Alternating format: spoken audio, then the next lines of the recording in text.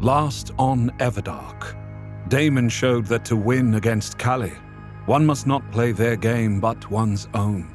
Now we return to Julian in the museum on his own.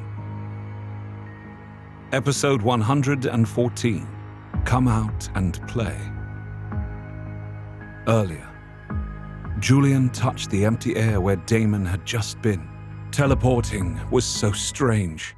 Watching someone he loved disappear hit a place inside of him that was still sore, even though Caemorn had said he could bring his parents back. But if such a thing was beyond Callie, how could Caemorn do it? He shook himself. Now was not the time to think about that. Damon had gone to confront Callie without him. Part of him understood that he would just get in Damon's way, while another part wanted to be right by Damon's side. Meet with Arceus, my fledgling. Keep out of sight of the humans. I will return to you soon. Damon's voice ghosted through his mind like a caress. Where are you? What is this Well of All Souls? Julian asked, even as he gave a mental nod as to the rest. Just outside of the spire. Callie has attacked our friends there, Damon explained, and a flurry of images came over their bond. Are they going to be all right? Julian asked, as he saw the seemingly lifeless bodies before Damon. Seeing Christian's body like that had his heart lurching in his chest. But then his best friend blinked and came alive again. His heart rate decreased. Christian was okay. Yes, be not afraid. I will handle this, Damon promised him. I take it that they didn't get my parents' soul gems? Julian realized. Not yet. But we will. They did find something very interesting, Damon told him. Julian tried not to be disappointed or afraid for his parents. He had faith in Damon and the others. I wish you'd taken me with you, Julian said, hearing a little mulishness in his voice. Yes, Damon answered, simply acknowledging Julian's desire, but not apologizing for leaving him behind. It was hard to argue with him when he was so transparent like this. You must concentrate on getting out of the museum, Julian. Julian hardly thought that would be a problem. He could simply walk out one of the back doors. Though there will be more cameras there. Not to mention the police have probably surrounded the building. Julian realized, and checked the video feeds on the monitors. There were, in fact, officers surrounding the entire building. Damn. How am I going to get out of this? Consider it a challenge, Julian, Damon said with a hint of laughter in his tone. Try some of your gifts. You aren't afraid of me getting caught? You trust me to do this on my own? Julian's eyebrows rose. You are very clever, but if you need me, I will be there, Damon assured him. And Julian realized that Damon would abandon his fight against Callie to come back and save him. But Julian could not allow that to happen. No way, no how. He would figure out how to do this himself. Don't worry, I can take care of myself. Before you, Christian and I were dodging local law enforcement, crazed cultists, angry farmers. I cannot wait to hear of your adventures. Damon did laugh this time. Only if you tell me some of your war stories, Julian said. It is a deal. Now, I'll focus on getting out of here so you can focus on Callie. Julian finished for him. Excellent, my fledgling. I am with you. Always, Damon said. The bond winnowed down so that whatever was going on with Damon and his friends would not distract Julian from his own task of exiting the museum without being seen or having to hurt anyone. He cast one more look at the security system. He knew it would have recorded everything that night, including him and Damon surviving the sudden deaths that swept over the others. Not to mention Damon using a few gifts. He'd just have to trust House Winter's spies to deal with it. He would alert them to it as soon as he met up with one of them. Speaking of allies, I wonder if any are here yet. That might help me get an idea of which direction to go in any case. Julian mused. Julian did not search the security video feeds to try and find a blurry image of Arceus among the crowds of police encircling the perimeter, though he had no doubt that with the Eiros gift that Arceus could have been standing in the middle of everything in his order robes, with no one thinking the better of it. He closed his eyes, as Damon had taught him, and sent out his senses to find Arceus's mind instead. He was pleased when the blank blackness behind his eyelids almost immediately changed to a bird's-eye view of the museum. There were bright blue-white flames everywhere. These were humans, he knew. But then he started to see the blood-red ones. Vampires. Far more than he had anticipated. There were quite a bit of those red flames among the blue clustered out front of the museum. He was sure that these vampires would be in charge, or would take charge, and ensure that their people got in first. So there was an option for him to simply stay put until the vampires came inside the museum and have them find a way to usher him out. But he was in evening wear, and they were going to be in hazmat or other types of gear. Bringing in an extra uniform might be too conspicuous. Besides, he had a feeling that they wouldn't be coming inside for some time. He heard the whump, whump, whump of helicopter blades near his left ear. Of course, they really weren't near his left ear. It was merely to his left in this bird's-eye position. He turned his head and saw two blue-white lights and a red light in the helicopter.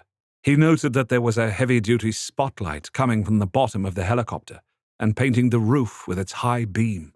So any idea he'd had of making it up on the roof and then jumping down into some bushes or taking a running leap and landing off of the museum's property was a no-go. It was doubly a no-go when he realized that there wasn't just one helicopter, but multiple helicopters. Some police and others media circling endlessly. Yeah, unless he intended to give the world proof tonight that vampires existed, the roof thing wasn't happening. His bird's-eye view went around to the back of the museum. The museum itself was set in a rather large park. The back of it faced out onto a set of wide lawns and formal gardens, along with a fish pond or two. While he had been right to suspect that there would be less police back there, as it was more difficult terrain, there were still quite a few officers present. He did spy once more plenty of red in the bunch. Vampires were making themselves quite a part of this. He imagined that the back doors of the museum would be wired for alarms.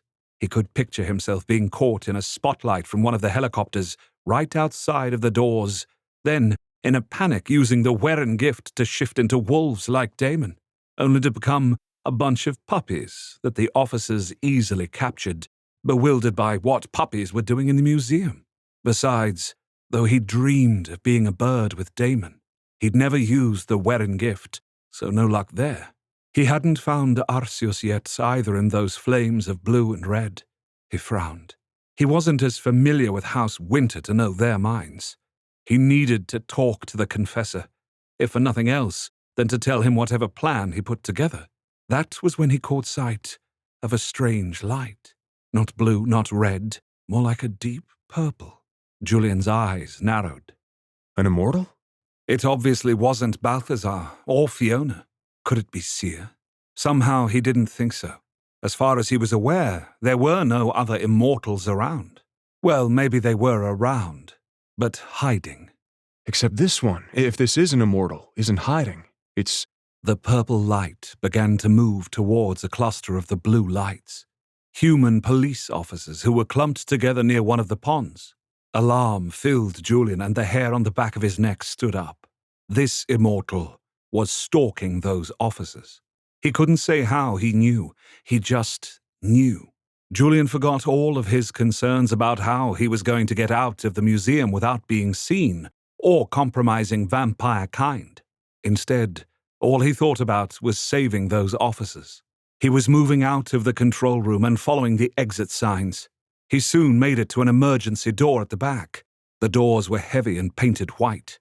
There were metal red exit bars that would have to be pressed hard for them to release. And then, of course, there would be the alarm. So I cannot press them. I need to phase through, and more than that, I need to be invisible. The helm and wyvern gifts. Okay, this won't be hard. It'll be a piece of cake. Julian twisted his head to the right and left. He jogged in place and rolled his shoulders back as if he were preparing for a fight. He then went still, closed his eyes, and imagined himself as invisible. He imagined looking down at his left arm and seeing the floor beneath it. He opened his eyes. The audiobooks for Everdark and Dragon's Reign are not on Audible. If you've been looking for them and not finding them there, you're not nuts. They aren't on there. You can only buy them from our own shop. This is for several reasons, but one of the most important is that we can give you an updated file, just like a video game. For example, the studio had a special guest actor for Seer we record lines all the way back in episode 7, because the actor was added after the episode was already recorded. No problem. They recut the chapter and we uploaded a new version in the shop. If we go through Amazon and Audible, we have no way of telling you, yes, you directly, that there's been a change.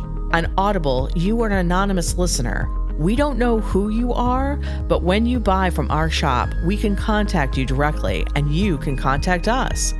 Don't worry, we'll protect your privacy and never sell, give, or rent your info. To buy our audiobooks, the link is in the shop and the notes. His left arm, and the rest of him for that matter, was still there. He let out a hissed breath.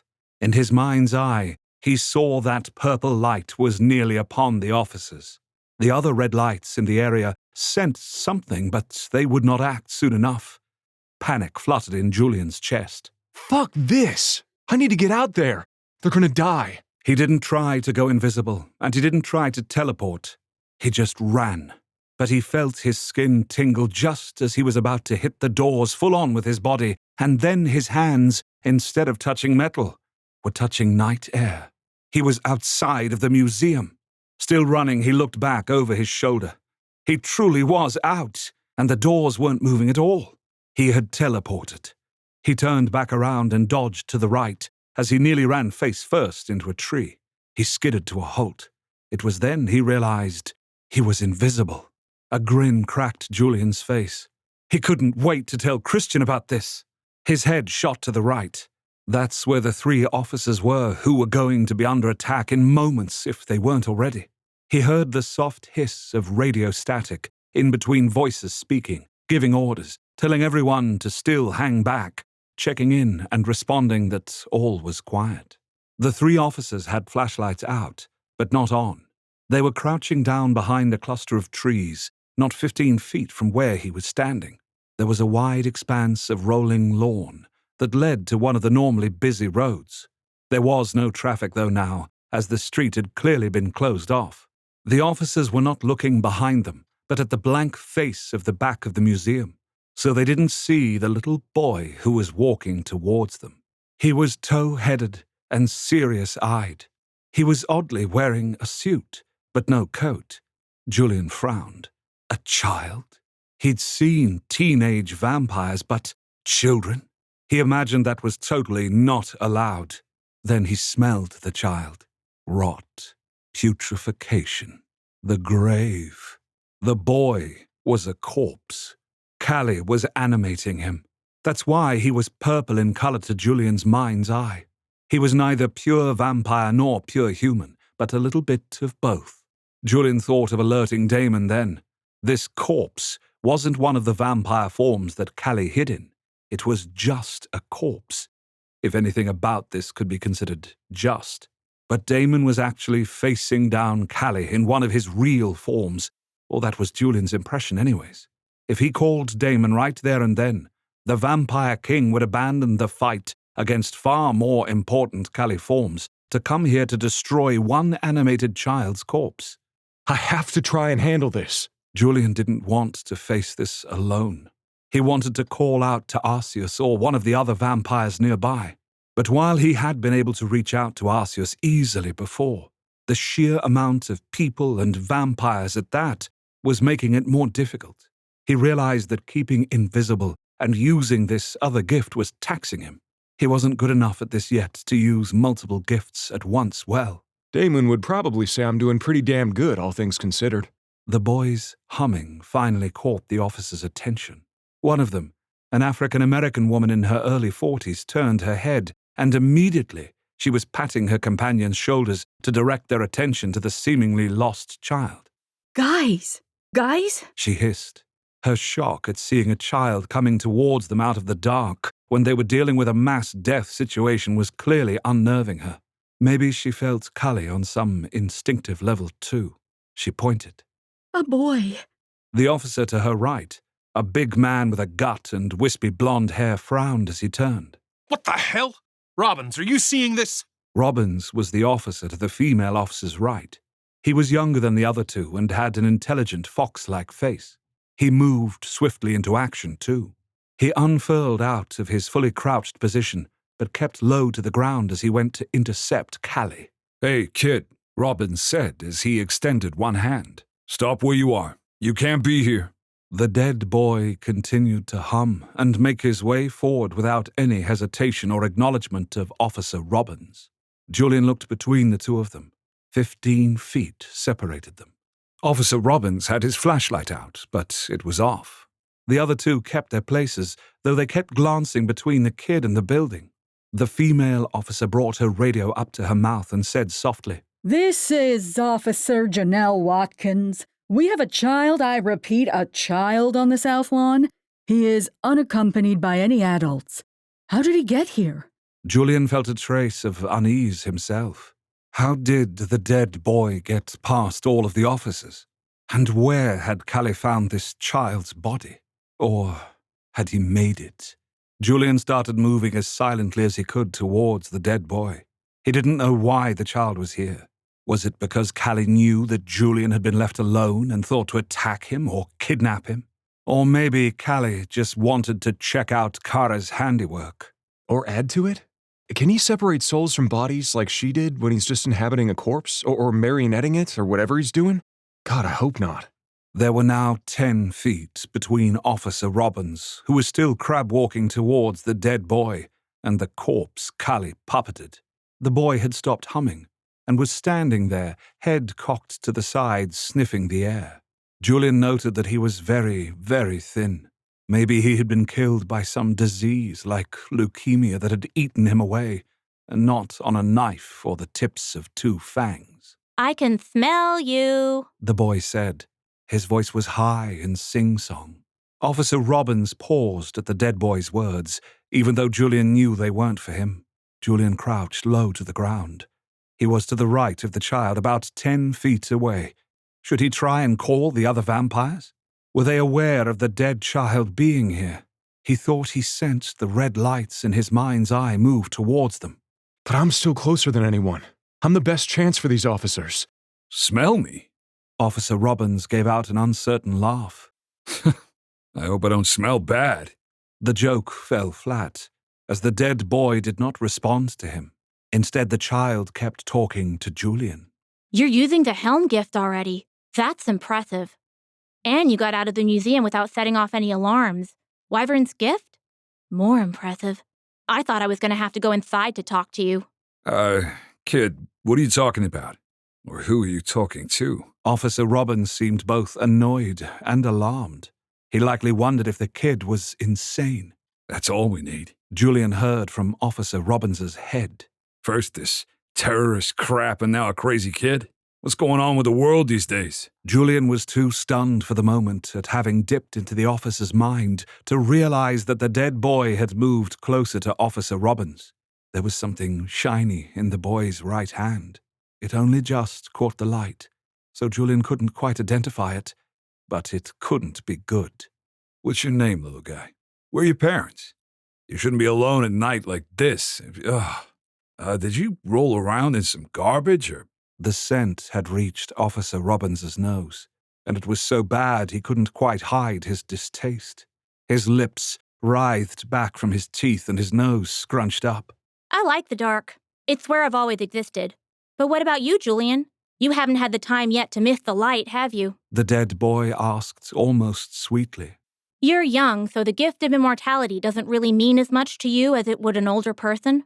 But then again, you've lost people, so maybe you have some idea. Julian shifted closer. His eyes were focused narrowly on the child's right hand where that shiny thing was. It could be a knife, or a bottle, or even a gun. Who knew what Callie had the dead boy pick up on his way from the graveyard? Julian, who's... Officer Robbins's voice was cut off. Callie's right hand was up and against the bottom of Officer Robbins's chin. There was a gurgling noise, and then the distinct coppery scent of blood filled Julian's nostrils. He knew what had happened even before he saw the waterfall of blood. Black instead of red in the darkness stained the front of the officer's shirt. No! It had happened so quickly that Julian couldn't quite believe what he was seeing. Then the dead boy drew back that hand, and the knife, 6 inches long and clotted with blood, was removed. There was an arc of more crimson that splashed on the grass and the little boy's front. Officer Robbins should have fallen over, dead, quite dead. Julian could tell that he had bled out in moments. There was an emptiness about his body. But instead, Officer Robbins stood up and reached for his gun. Officer Robbins turned towards his former co-workers and aimed at them. The female officer's eyes grew huge as she stared at Officer Robbins, realizing that he had drawn on her. She only had a moment to open her mouth before there was a bullet between her eyes. The sound of the bullet had the other officer ducking for cover, one hand on top of his head. Even though the bullet had come from behind him, he thought the danger was from the museum. He was shot in the head, too. Both of them were dead, instantly.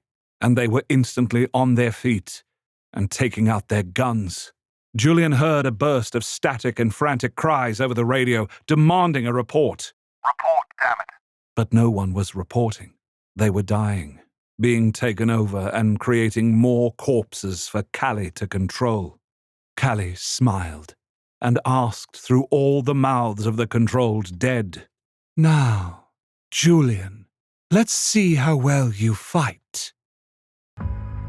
Join us next time for episode 115. All news is good news. We know Amazon and Audible are so easy. You can buy something with their one-click shopping and magic happens. But buying from our shop is also easy. Our audiobooks are regular downloadable files that you can save to any device anywhere, plain old MP3s. The good news is you actually have the files. Unlike with Audible and Amazon can disappear things from your library at any time for any reason. With us, it's a one-way push. Once you download the ebooks or audiobooks, you downloaded them for good. You're not streaming them from our site, which means we can't remotely zap them like Amazon can. And if you have any problems, you can just email us. You'll get us. Real live people who will help, not AI bots who don't care about you. Not a tech support call center with people paid by the hour to process you. We're a very small company and likely to keep it that way because that's what we want to do.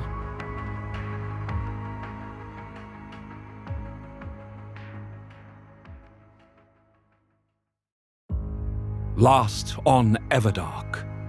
Julian was tasked with getting out of the museum, unseen and undiscovered by humanity. But Callie had other ideas. We now turn back to the Everdark, where Balthazar must try to turn Callie to their side, and Christian can only watch. Episode 115. All news is good news. Balthazar kissed Christian's forehead. Even though part of Christian wanted to melt against his master, another part of him was standing quite straight and unmelting, almost rigid, one might say. "Christian, you cannot help me in this." Balthazar repeated again about his determination to not let Christian watch, let alone participate in changing Callie's mind. Well, true, watching you would be a learning experience in the use of the Aros gift. What you really mean is that you don't wish me to see you do this thing, because you believe I'll find it morally reprehensible. Christian corrected Balthazar's words. A smile tugged at Balthazar's lips, but it soon disappeared as his master sighed. Breaking and reforming a mind is a terrible thing. You're looking forward to it. Christian corrected again. Maybe a little bit, Balthazar admitted, then shook himself. But Callie has it coming. But do you not have complicated feelings about this yourself? Callie inhabited Roan's body. He is your sire and— He is not my sire. Balthazar cut him off, showing the first bit of temper, not at Christian, but at the situation. I am an immortal. I have no sire. Christian wanted to point out that this was not true. Well, it was true from a certain point of view. But what was actually true was that Balthazar had extremely complicated feelings about Roan and Callie. There were memories surfacing from the time that he and Callie had been immortals before, in addition to the ones from the time that Roan had been alive. Balthazar clasped Christian's biceps and looked down at him fondly. "I know you are worried about me." Yes, as anyone would be who cares for you. Christian looked over at Damon and addressed the king. You know that this will not be easy for him, Damon. You know it will dredge up terrible things.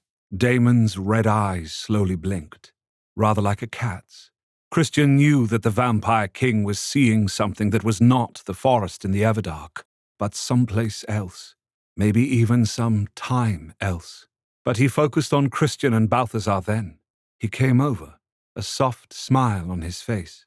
He cupped Christian's face with one hand and Balthazar's with the other.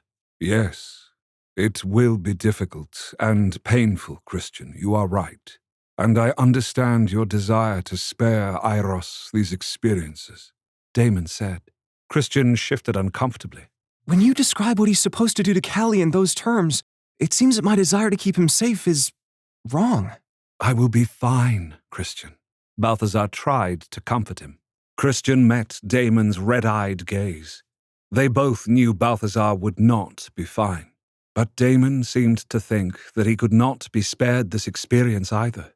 Christian licked his lips and opened his mouth to speak, closed it, and then opened it again. Can't you do it, Damon? "Christian," Balthazar scolded gently. Christian put one hand around Damon's that was still on his face. You could do this without harm to yourself. Balthazar could learn to deal with his past in a different way, another way. "We do not ask the king to do things for us. And I can totally handle this," Balthazar cried, going from loyal retainer to offended master, all in 2 sentences. "He says these things because he loves you, Iros. Do not chastise him for that," Damon murmured. He ran his thumb along Christian's cheek. "Some things cannot, should not, be avoided." You see something then? Some reason he has to do this? Christian asked. His eyes roved over Damon's face, even as he didn't seek to enter the Vampire King's mind. That would be a step too far, a line he would never cross. Damon's gaze went distant again, and his lips pressed together for a moment before he focused once more on the present before him. "I see. Sometimes it is hard to know when to step in and when to allow another to act." Balthazar was frowning. "You're not just talking about me now, are you?" Damon shook his head. "Callie has beset the museum where Julian is." What? The word burst explosively out of Christian's mouth, and he rose up on his toes as if ready to run there. His eyes searched the nearby area for Fiona. She would have to teleport them there since Damon still needed to conserve strength. "Callie is controlling corpses. Ones Callie is creating as well as ones they simply sent there, and Julian is in the front lines against them," Damon stated. "Fiona, you need to take us to the museum, immediately," Balthazar called. Fiona, who had been studying the ground where the gate had been, popped up from her half-crouched position and hustled over to them. It was interesting to see her and Balthazar so aligned. Christian was glad for it, but he did wonder what their past was like together, this life and the one before it. Of course, She said, and prepared to teleport them back to Earth. But Damon held up a restraining hand. "Julian is not yet asking for assistance, but he does not wish to distract me from our main goals." "Julian would rather gnaw his arm off than disturb you," Balthazar said with an affectionate eye roll. "And besides, he is the hero type. Throwing himself into danger to deal with things alone is sort of his thing." That was a very good description of his best friend, though Christian hastened to add, Julian can deal with most things. He really is quite capable. "Exactly," Damon agreed. "Which is why you want to let him face a zombie horde alone?" Balthazar's eyebrows rose up into his hairline. Damon's lips twitched. "Now I know how Christian felt earlier. For when you phrase it that way, it appears me leaving Julian to face this alone would be wrong." Can Julian face this alone? Camorn asked. He hadn't offered to go face the zombie horde, Christian noticed. but he had been willing to, which was new for the former preceptor. "He is doing quite well, actually," Damon said, and there was pride in his voice. "Besides, he is not altogether alone. There are quite a few vampires there, but if I were to go..." His eyes went unfocused again. You're definitely seeing the future, aren't you? Fiona asked. Damon moved his head to the side as if his neck were bothering him. Christian guessed that there was no physical ailment he was suffering from. "I see many paths. All lead to one conclusion," Damon admitted. "I merely wish to pick the best path for Julian." "The zombie horde is going to cause a panic and reveal us, unless it is dealt with immediately," Balthazar said with a rather amused and horrified look on his face. "You're really going to put that all on Julian's shoulders? The boy's great, but he's new. Let me go at least, and use mind control on the crowd, and..." "You have a job to do here," Damon said with a nod towards Callie's two forms. "That can..." "No, it cannot wait, Balthazar," Damon said. "The reason the zombie horde and the police are at the museum is because Kara killed all those people." Balthazar's eyes widened. Christian saw a flood of images from Damon's mind as he shared what happened at the museum to both of them in detail he had not before. Cold sweat popped up on Christian's brow as he realized what Kara had done, and how she could be simply the point of the spear unless Kali's people were stopped. "We cannot delay dealing with Kali, Christian, or there will be plenty of bodies for Kali to puppeteer," Damon said. Balthazar reluctantly nodded and turned to look back at Kali's other forms. "I need to do this, don't I?" "Yes, unfortunately. And it will help you to work through some things," Damon said. Balthazar's eyebrows rose again, and he had a rather puckish look on his face. "You think I have master issues?" Damon squeezed Balthazar's shoulders. "I think in time you will realize that you have me, and all those others do not matter as much." You know, on other lips, those words might sound arrogant, sort of like your "I am king" shtick, but Balthazar didn't sound, and did not believe, that they were. "Funny how you happen to be right about all of that." "Funny," Damon nodded. Then I will go. Caemorn said as he stepped forward. There is none better than me, save yourself, my king, to deal with the dead. But Damon shook his head again. "No, Caemorn. You must locate all of Kali's other forms and find Julian's parents. I would urge you to return to the spire and meditate. Julian will be far more grateful for you to do that." Caemorn bowed. Then I will do just that. Call me if I am needed. He paused for a moment and met Christian's gaze before saying, We will continue our studies later. Yes, Christian said. I would like that. He also guessed that it was something he would have to do. With Kali vampires being their main enemies right now, anyone that could interact with the dead was going to be in high demand. And with that, Caemorn sped off back the way they had come, to the spire. Most of my stories have a lot of fluff and humor, even the vampire ones. But if you're in the mood for an occult gay romance that's darker, you might like one of my completed members-only stories, Labyrinth. Here's the summary. When Rowan Winter was 18 years old, his parents murdered his sister and carved a labyrinth symbol into his chest.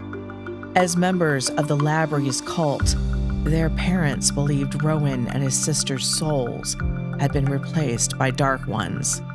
But FBI agent Jack Corbin rescued Rowan even as the rest of the cult were consumed by fire.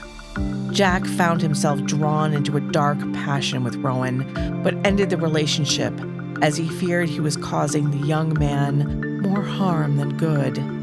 Now, 10 years later, Rowan is a world-renowned expert in cults, while Jack has risen in the ranks of the FBI. Neither thinks to see each other again until a body is found. with the same labyrinth symbol cut into its chest that was carved into Rowan's body. Has the Labrys cult returned? But more importantly, were they right about Rowan being a demon? Labyrinth is a fast-paced story at 37 chapters, one of my rare shorter tales, and is unlikely to come out as a book. If you want to read it, you can join the subscription. Link to the Labyrinth is in the notes, and definitely check out the amazing artwork. What about Fiona and me? Christian challenged. You are not going anywhere, Balthazar snapped. Or rather, Fiona will take you back to Ravenscroft Manor, where you will be safe and— Balthazar, if I can't stay here with you, then I'll go help Julian. Christian interrupted. I'm not a child to be sent to my room. You're not going to fight zombies, Balthazar stated emphatically. Christian ignored him and looked at Damon. And will you come with Fiona and me, Damon? Yes, I will come. I will watch, though. Damon stated simply. You fear that interceding will make Julian doubt himself? Christian guessed. Another nod. He must be allowed to grow without my presence forever over him. It is not good for a spirit such as his to let another fight his battles for him. And once I act, things will change. Damon, you won't let anything bad happen to Christian, will you? Balthazar's lips quivered, and Christian knew he wanted to argue about Christian going at all. Christian grabbed Balthazar's arm and squeezed it. You can't ask him that. It's clear that there are already things about this moment that will greatly affect the future. Christian could feel the momentous nature about the decisions that Damon would make next. He's contemplating when and how humans will know about us, and how he will reveal himself as king of all. Christian realized. I don't care, so long as you are safe. Balthazar gripped him back just as tightly. The intensity in his master's eyes had Christian blinking. Christian shook his head, still thinking of humanity discovering that vampires exist, and how that would upend everything from governments to religions to the very concept of death and life. He said to Balthazar, But I'm not the most important thing that Damon has to consider. You are to me, Balthazar stated into his eyes, and Christian looked away. There were too many emotions here. His chest felt tight with them. A few seemed lodged in his throat. So much had happened that night. It would be good to simply fight a clear-cut enemy and not deal in the shadows. Zombies, he could do. Balthazar was speaking to Damon then. You know what he means to me, Damon. I would ask that you treat Christian as I would treat my own fledgling. Damon filled in for him. I do not know about that, Balthazar said with a rather wild laugh.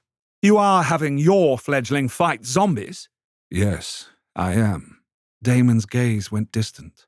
I wish I could say that keeping him away from such a battle would be an overall good thing, but no. No, it would not be.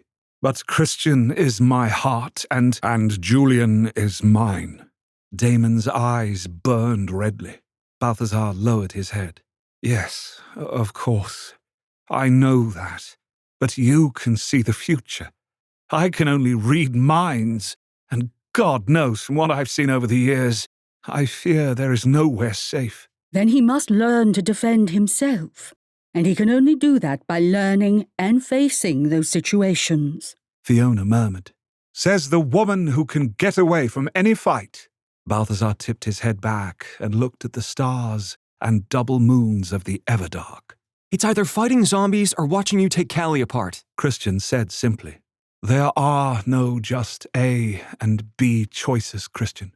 Balthazar continued to look up at the stars. Those are the only choices I will accept, Christian answered with a shrug.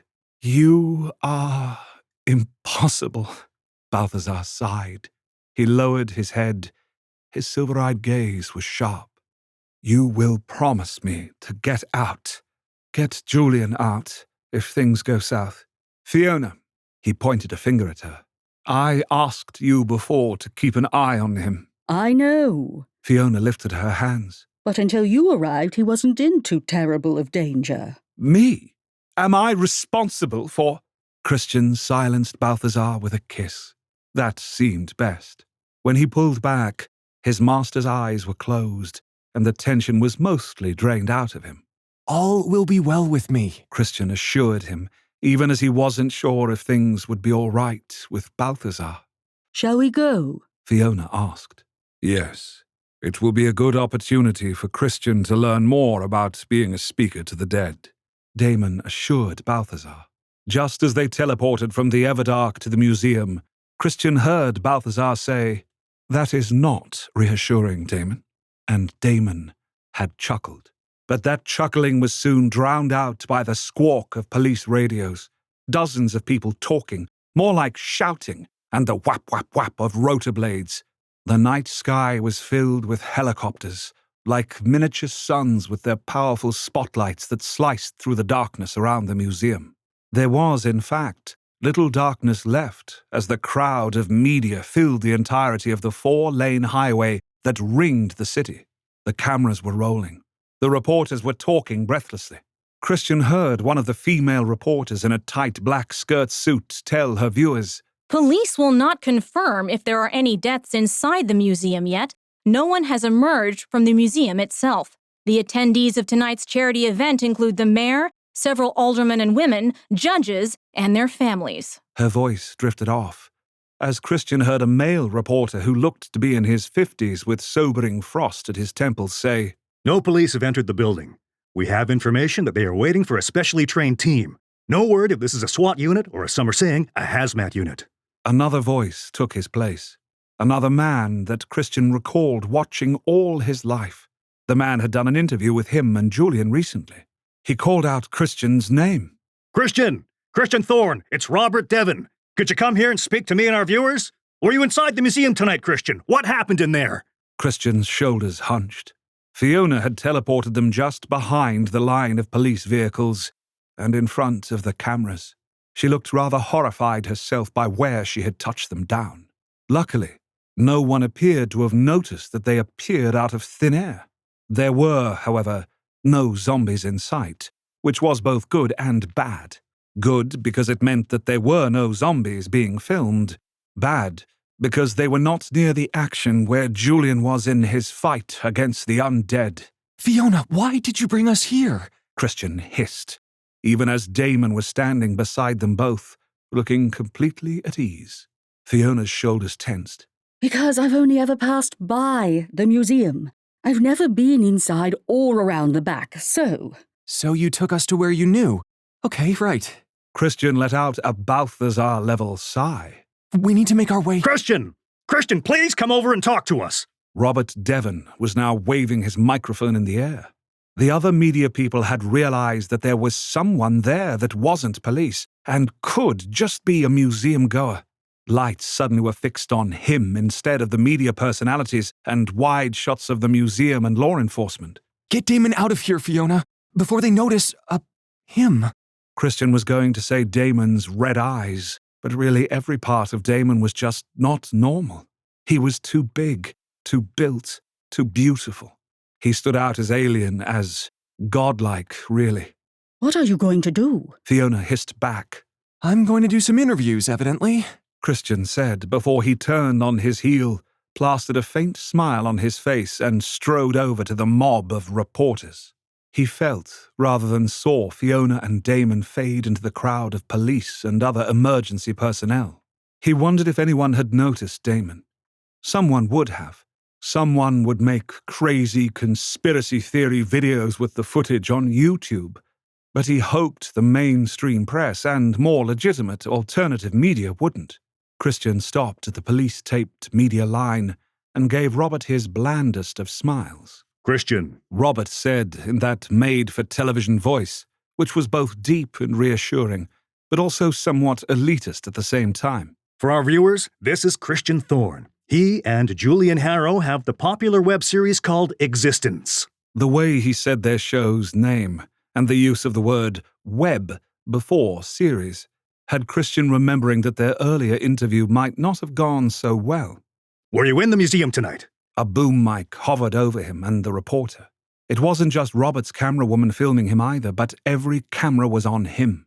Christian swallowed. He hated being in front of the camera, saving that bit for the more charismatic and natural Julian to play. But here he was, front and center. He slid his hands into the pockets of his pants. He wasn't dressed to go to the gala. He hoped there were no bloodstains or anything else on his clothing. No, I was actually here to... Christian didn't get a chance to finish his sentence as Robert chimed in. Look for proof of the existence of vampires? Robert's grey eyes twinkled. I hope there are no vampires responsible for this. The earlier interview had definitely not gone well. He remembered it very well now. Robert Devon had been rude, patronizing, and outright mocking then.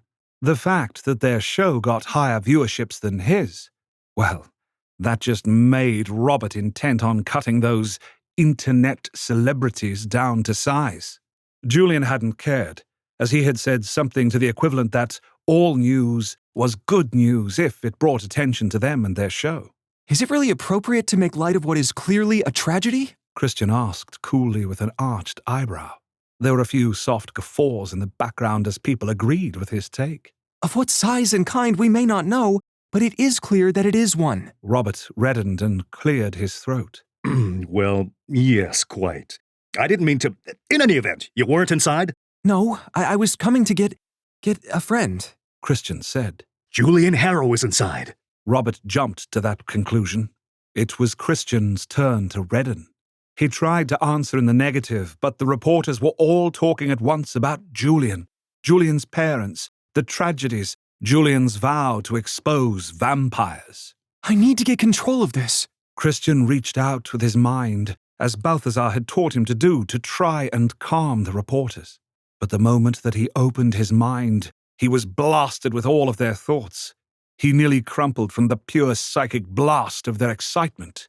But he dug his fingernails into his palms and fought to stay upright. Shut down, shut down, shut down! Christian ordered himself, but it wasn't until a cool hand landed lightly on his shoulders that the voices quieted. He opened his eyes. He hadn't known that he had shut them. He had, evidently, tightly shut them and turned his head to see who had saved him. It was Elgar. Relief flooded him before alarm followed just as quickly on its heels, because Elgar was wearing sweatpants, a hoodie, no shoes, and of course he had his favorite accessory, Iros's skull, tightly nestled against his chest. Oh no. Elgar, thanks, but you really need to not be here right now. Christian told his blood brother. Elgar shook his head. You need me. It is all right. No, these people are gonna have questions about, you and, you know.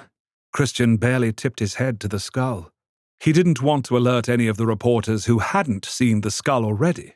It is all right. Elgar smiled dreamily, and he leaned towards Robert, who was staring at him with the look of a man confronted with what he thought was a freak and couldn't quite hide his reaction. Robert, though, leaned forward too, and Elgar whispered into his ear. Christian didn't hear what Elgar said, but when Robert straightened up, there was a blankness in his expression. He turned and whispered to his camera woman, then to another person and another person. They were all whispering to one another. The pack of reporters then turned in unison and completely ignored them, or more like, acted like they weren't there, and had never been there. Whisper. He's got the power to whisper. I remember being told that. Christian realized. And he also realized what a powerful gift that was. Elgar led Christian away from the scrum, saying in a happy tone, Come, Christian, the zombies are this way. Join us next time for episode 116, Master Issues. When you buy a book or join my membership, it's not only a way to keep the lights on and pay my staff. Your money is proof that what I do is truly valuable to you, and I've never lost sight of that. I'm always honored that you choose to spend your time, attention, and money with Wraith Rain instead of the thousands of other choices you have, including just doing nothing. There are authors who are killing it on Amazon, but that's not, well, for me. I prefer to be able to see your name when you subscribe or make a purchase, and I love to see your comments both on YouTube and at the end of chapters. We have a real community, and that's what I've always wanted.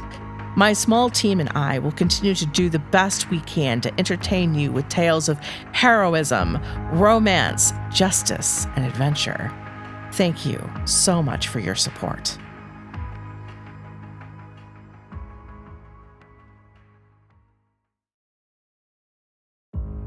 Last on Everdark, Christian, Damon, and Fiona return to the museum to help Julian fight the zombie horde.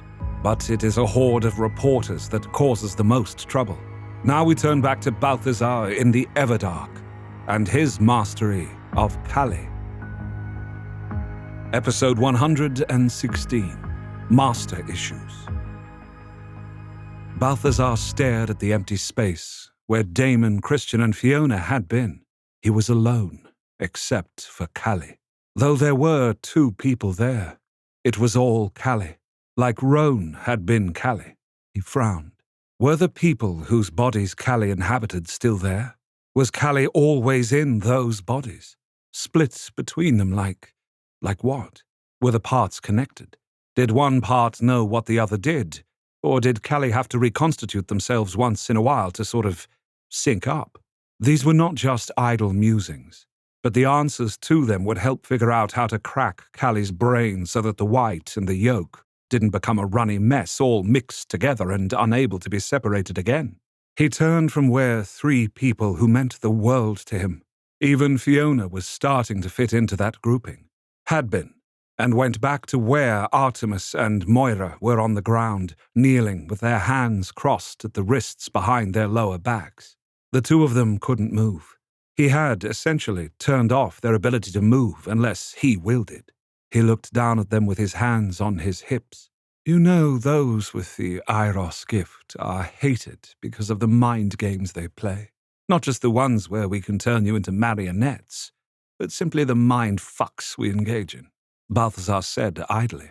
Calais didn't speak. He wasn't allowing them to.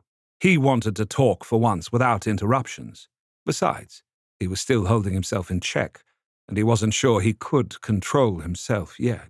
But you, he pointed at both Artemis and Moira with his right hand repeatedly, sort of like a sewing machine's needle that went in and out and in and out. You take the cake, really. There was a fallen tree not too far away. Balthazar strode over to it. He looked at the smooth wood critically. It was dirty. He took out one of his handkerchiefs and brushed off what dirt he could. He felt Callie's disdain. Truthfully, Callie didn't have to talk out loud for Balthazar to hear them. He sighed. You think I'm fussy, too concerned with material things, Balthazar said as he carefully lowered himself onto the fallen tree. The moment he settled his butt on the wood, he felt something cold seep into his right pant leg. He'd missed a spot. Balthazar sighed. You do think that, but that it's understandable, because, unlike you, I am anchored, pathetically, to only one body. Balthazar said out loud the rest of Callie's thought. Hell, I don't want to play parrot. You can talk. The truth was that he was allowing Callie to speak, because it would make it far easier for him to answer those earlier, deeper questions he had by sifting through Callie's mind, while Callie was concentrating on answering the questions he had out loud. There was a gasp, and Artemis and Moira gulped air, even though not speaking shouldn't have affected their breathing. But he did have a very firm touch on them. Maybe he had been suppressing that. Not that vampires needed to breathe, but it was still a human reaction to not getting enough air. This isn't going to work, Artemis said with that crisp disdain of his. We know you too well, while you don't know us at all. Moira added with that same mockery. Moira tossed her head back, and that long black hair moved like liquid silk over her golden-skinned shoulders. Artemis was pale to her dark, like yin and yang in some ways, but in personality, of course, the same. Why don't we like one another? I mean, I know why I don't like you. You're a cold-hearted, arrogant bastard who cares for nothing but for themselves. But why don't you like me?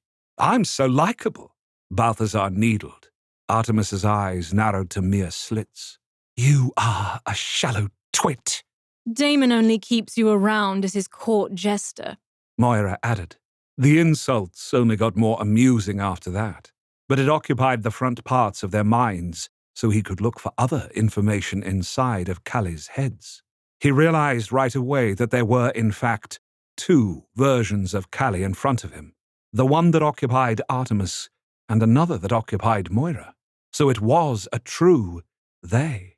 They did have to merge in order to truly know everything that each of them experienced fully. But they often just spoke to one another the old-fashioned way, to make plans, because this merging was difficult, and actually took Callie out of play for several nights. Balthazar remembered those few times that Roan would leave their house, and how once he was gone, the sense of relief that would sweep through all of them. It was like, when the cat's away, the mice could play. Their minds would be free. And it was during one of those times that Balthazar had started to plan Roan's death. So, Callie is vulnerable during this time.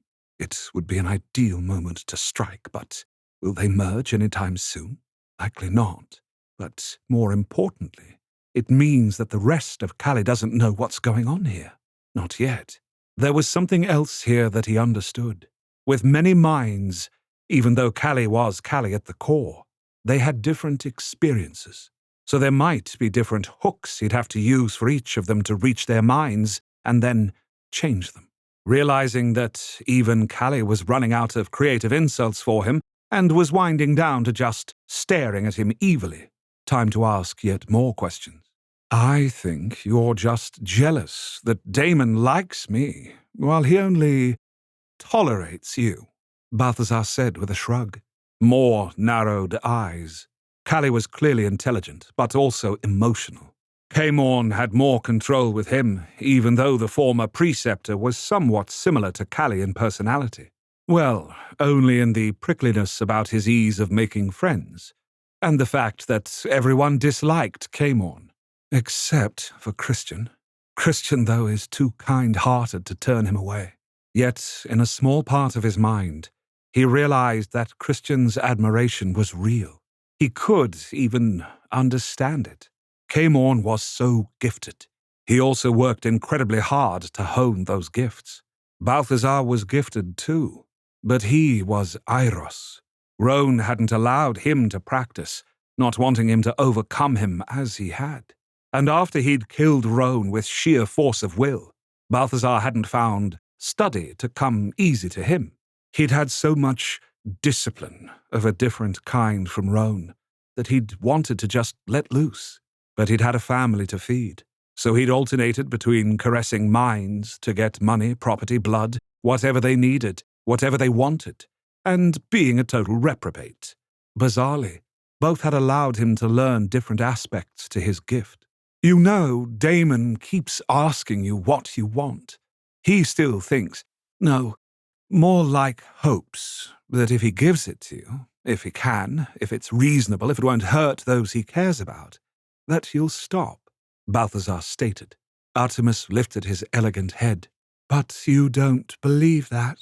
No, because what you want, which you don't even know consciously, by the way, is not something even he can do, Balthazar said. Artemis and Moira both froze. It was odd to see the same characteristic tick appear on two different people at the same time. Their heads were even tilted to the right at the exact same angle. They didn't blink either, so it was like two dolls staring at him. Creepy.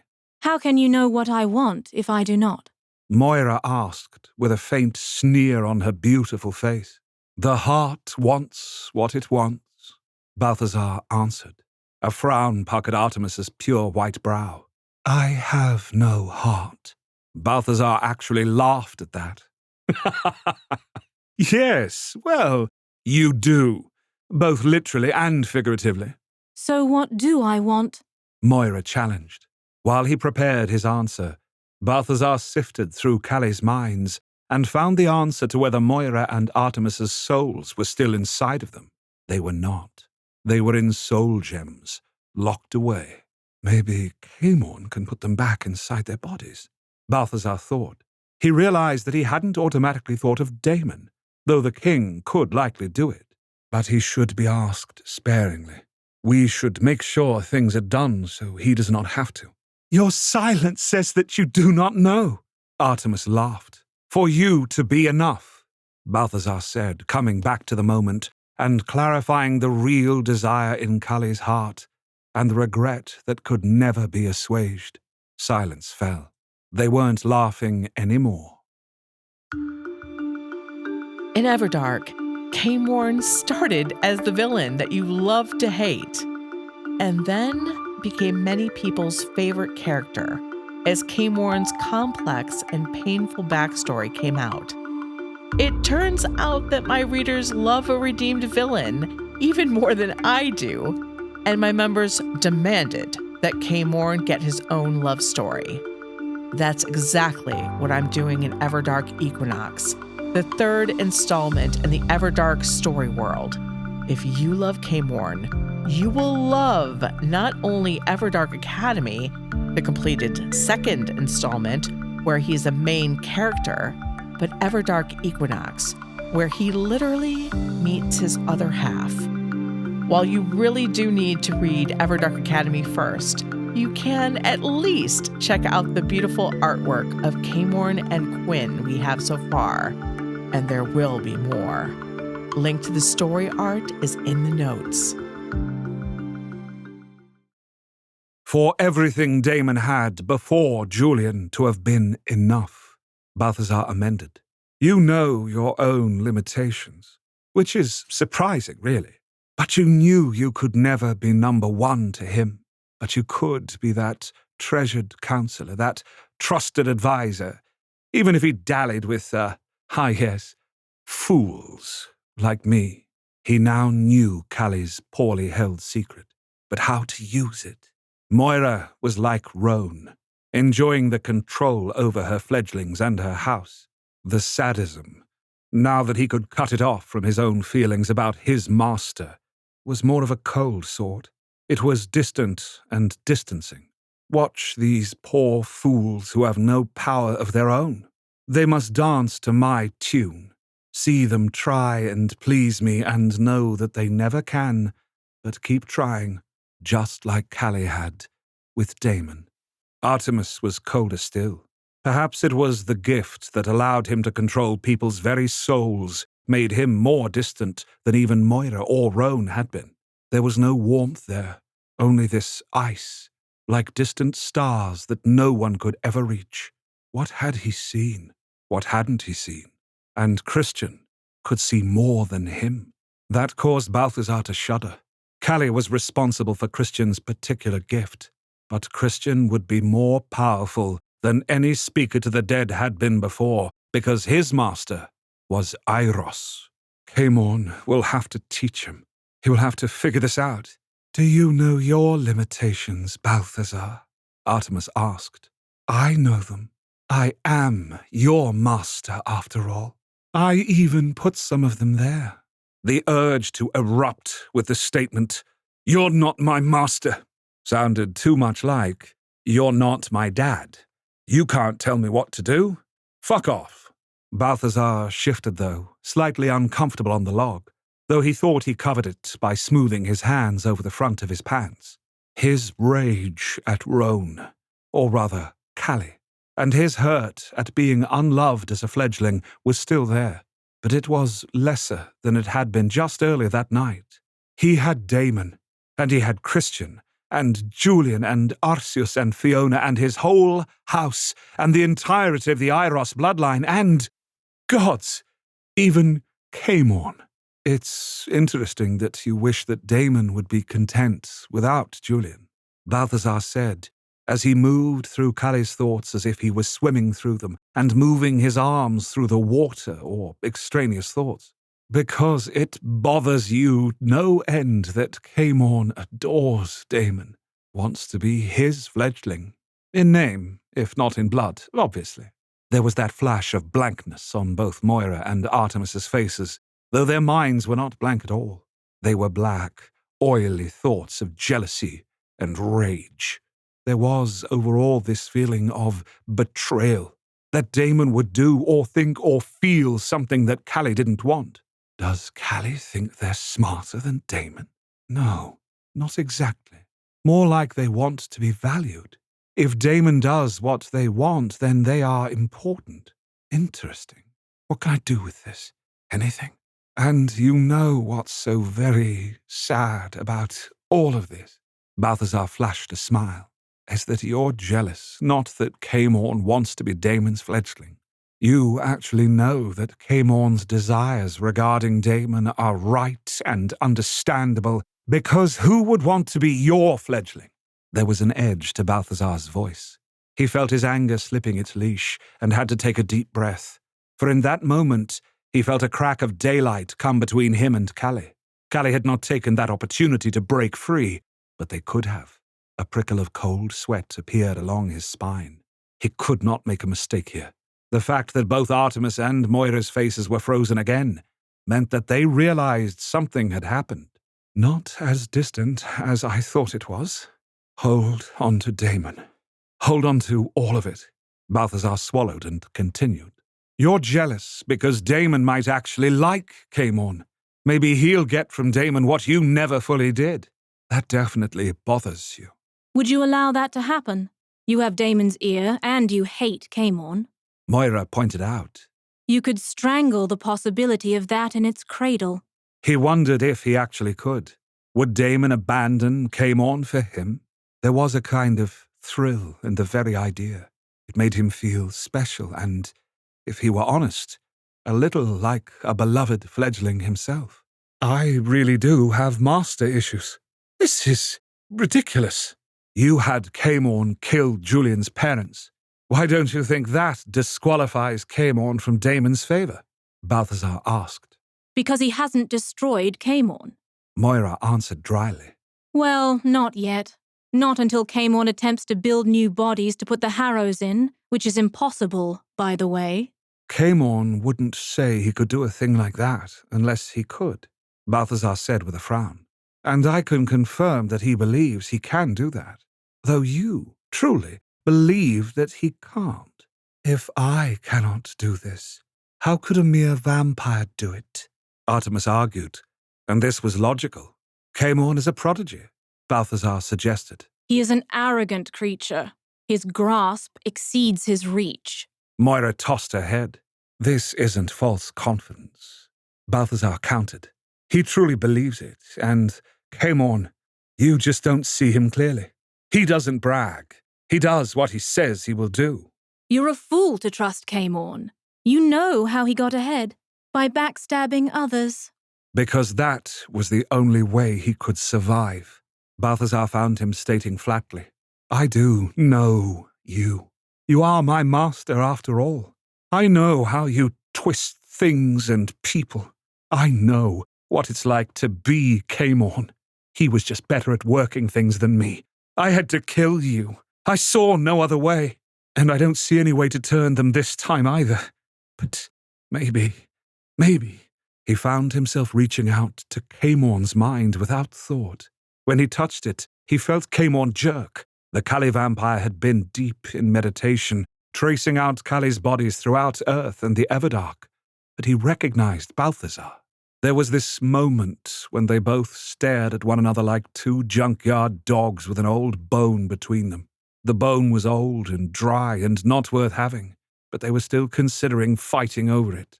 But they could stop, right now. Balthazar nosed that bone towards Camorn. Figuratively, of course. Camorn stared at him out of shadowed eyes. Then he nosed the bone towards Balthazar. Figuratively, of course. Neither of us want Callie, Balthazar said. No, we both want Damon. Camorn agreed with that additional twist. He's my best friend. He might be a master-ish figure, but... Just as he is to me. Only Julian is his true fledgling. But does it matter? Camorn asked. No, Balthazar stated, because we both love him anyway. Not like Callie. Not like Callie. There was a moment's hesitation, and then Camorn asked, almost diffidently. Do you need assistance? Balthazar's initial thought was to scoff and say, no. What can you do here that I can't? I'm Iros. But instead, he swallowed that urge, that self-defensive stab, and detected something with Camorn that he hoped he wouldn't regret. He was honest. I do not know. I am not sure how to turn their minds. I know what they want, which is impossible for them to have. Which is? Camorn asked. There was that usual archness in his tone which had Balthazar bristling, thinking it an insult. But it wasn't, he realized. It was just Camorn being Camorn, not personal.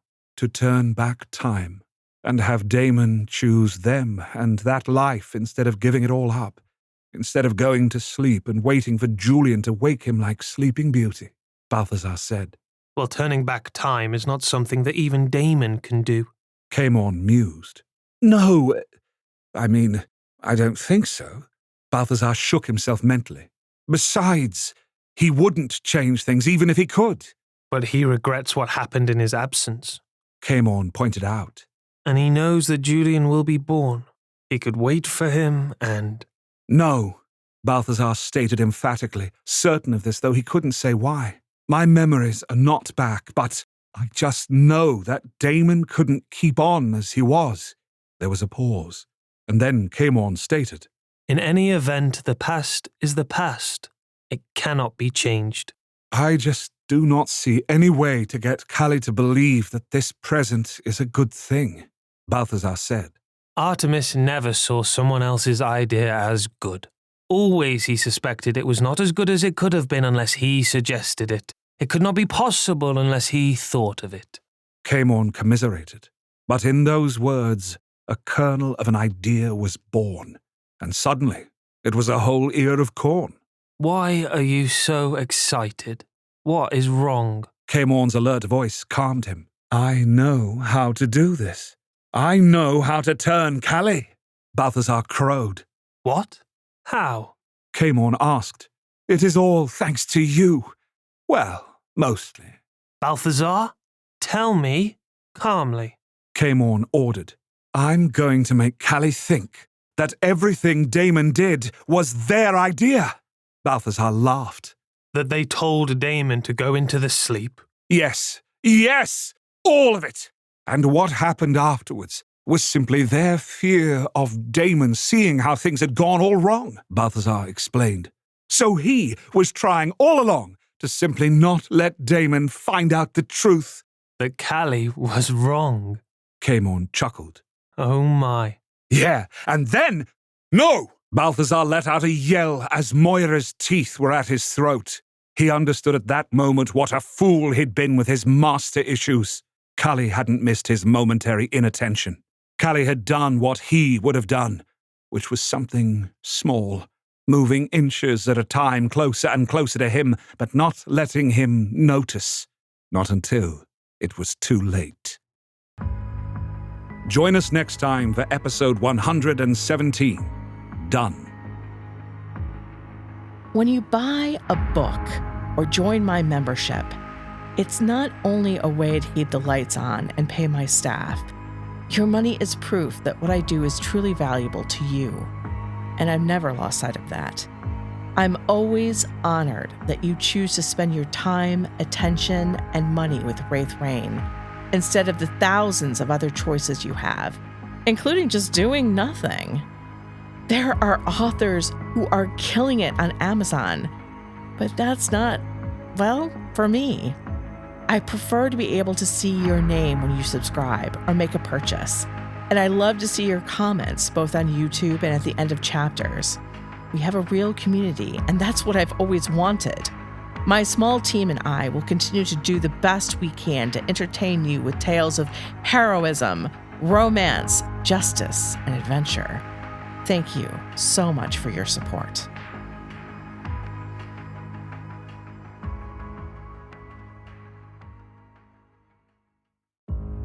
Last on Everdark, Balthazar sought a way to turn Callie and found an unlikely ally in his quest in Camorn. But one moment's inattention was enough to let Callie slip their leash. Now we turn back to Julian and the zombie horde. Episode 117. Done. Julian had never killed anyone. He had never thought he would have to.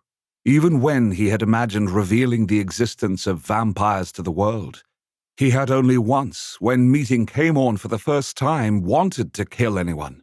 But mostly since he had become a vampire, he had shied away from the violent, predatory aspect of himself. Until now, when Callie had used Officer Robbins to shoot his co-workers between the eyes, animated them and tried to use them to kill others for this little undead army, Julian just acted. Without thought, without worry, without certainty that what he was doing was right. These undead things needed to be eradicated, not just because of the threat they posed, but because they took the people that these officers had been, and that innocent boy had been, cut down so cruelly, and used their bodies against others that they would never have wanted to hurt. Callie had turned them into things, no longer people, but weapons to be used to destroy what they had cared for. And after seeing all the innocent lives that had been snuffed out that night, Julian was simply done standing by. The animated corpse that had been Officer Robbins was the first to go. Time seemed to slow down while Julian sped up. He had no weapons. Besides, what good were a knife or a gun against the undead? No, he had to take them apart. And Officer Robbins's head sounded like a good place to start. Julian sliced through the air like a speeding missile, while everyone else moved like it was stuck in molasses. He grasped Officer Robbins's head with both hands and almost gently ripped it off his body with one violent turn of 360 degrees. The skin tore. Blood just gushed out, though it was no longer being pumped by a heart, so it didn't spray. It more like waterfalls down his front. Julian imagined that if Officer Robbins had stayed dead longer, that the blood would have settled in his legs and feet. But for now, there was still plenty of the red stuff.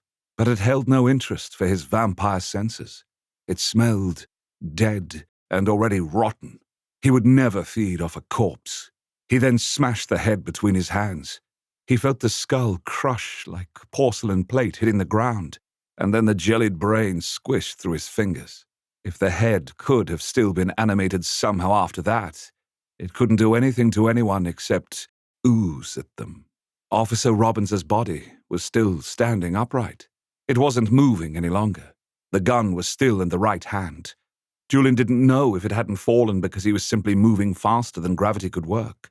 But he took no chances. He wrenched off Officer Robbins's right arm, and then his left for good measure.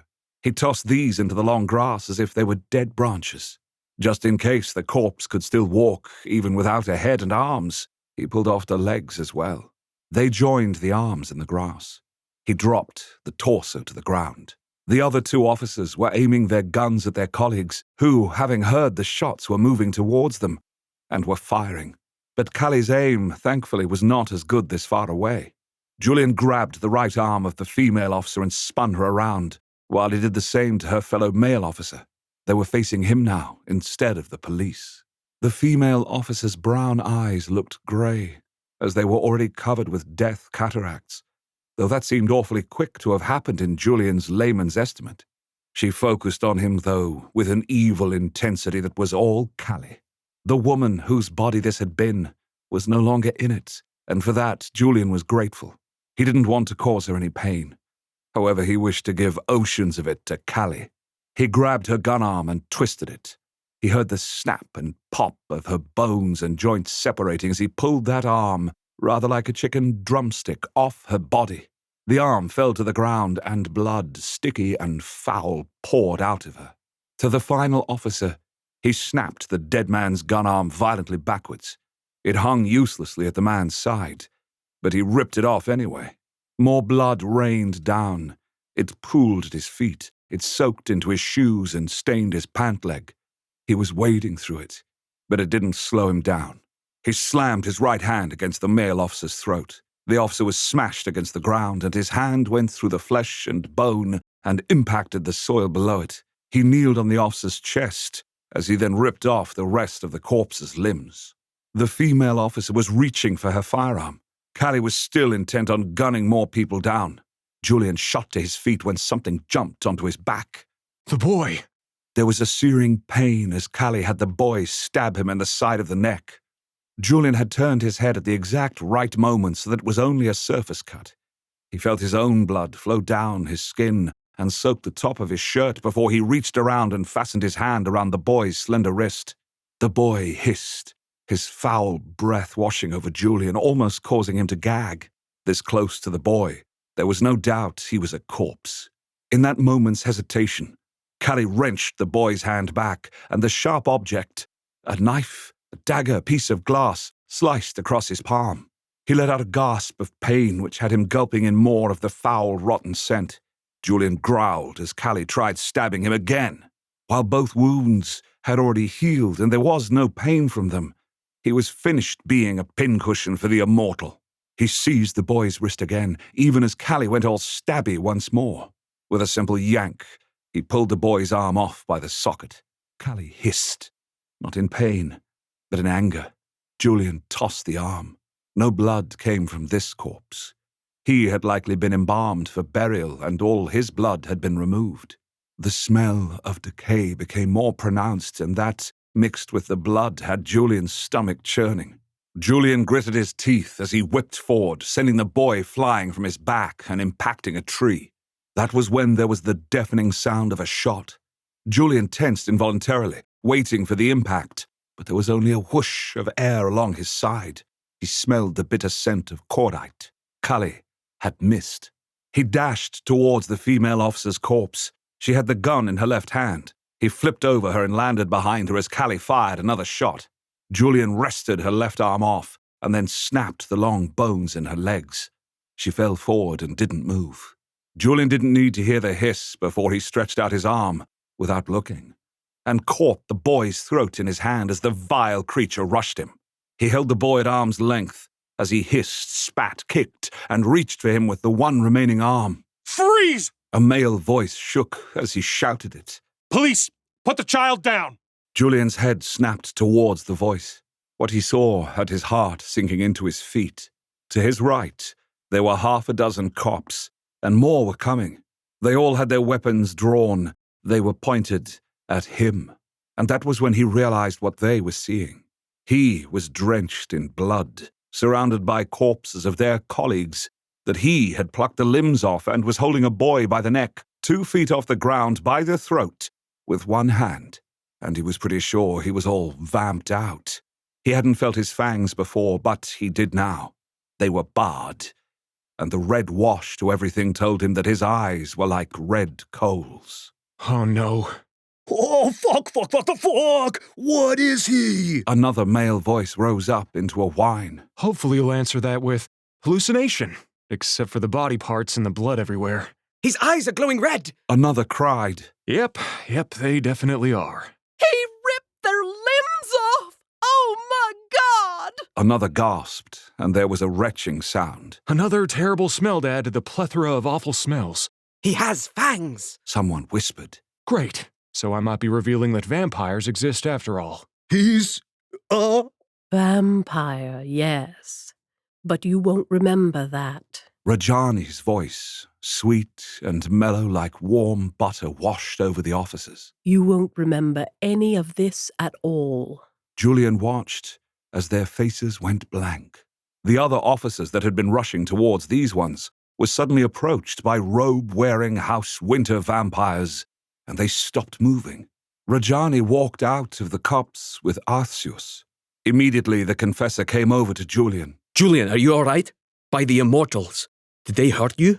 Arceus asked as his hand skimmed a few inches over Julian's body. I'm fine. This isn't my blood. Julian became even more aware that he was covered in slowly drying dead blood. It was becoming thick and tacky. I look like a crazy serial killer, don't I? You look like you've been in a battle, but I can smell... Julian, you are injured. Arceus's silver eyes flashed with anger and alarm. My wounds healed as soon as they happened. They don't hurt. Julian said. Rajani and Arceus exchanged a look. What? I'm okay. Julian protested. That we let the prince be injured at all will not sit well with our king. Arceus murmured. Damon will understand. I could have brought him back here. I could have called at any moment. Julian said. Anything that happened here tonight He looked at the 3 dead officers. is all on me. As a storyteller, I've always written what I most want to read. Now I'm producing what I most want to hear, which is the gay romantic story that you're listening to now. Because these audio chapters are finding more listeners every day on YouTube and Spotify. I am finding my people.